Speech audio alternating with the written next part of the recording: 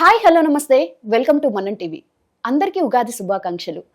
అసలు ఉగాది అంటే ఏంటి, ఉగాది రోజు ఎటువంటి ప్రత్యేకమైన పూజలు చేసుకోవచ్చు అనేది తెలుసుకోవడానికి ప్రయత్నం చేద్దాం. ఇప్పుడు మనతో ఉన్నారు 15 ఏళ్ల పైగా అనుభవం కలిగిన ప్రముఖ జ్యోతిష్యులు, శ్రీ ఈశ్వరీపీఠం ధార్మిక సేవా సమితి వ్యవస్థాపకులు శ్రీ రవీంద్ర చంద్ర శర్మ గారు. నమస్తే గురుగారు. శ్రీ విశ్వావసు నామ సంవత్సరంలో మకర రాశి వారికి ఎలా ఉండబోతుంది? మకర రాశి వారికి ఆదాయం 8, వ్యయం 14గా ఉండబోతుంది. ఈ యొక్క మకర రాశిలో మొన్ననే ఏలినాడు శని ప్రభావం అనేది పూర్తి అయింది.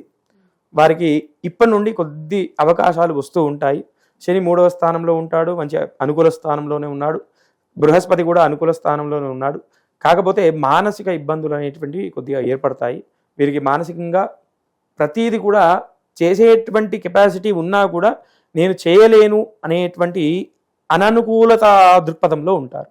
అంటే కాన్ఫిడెన్స్ లెవెల్స్ అంటారు కదా, ఆ కాన్ఫిడెన్స్ లెవెల్స్ అనేటువంటివి కొద్దిగా తగ్గబడేటువంటి అవకాశం ఎక్కువగా ఉంటుంది.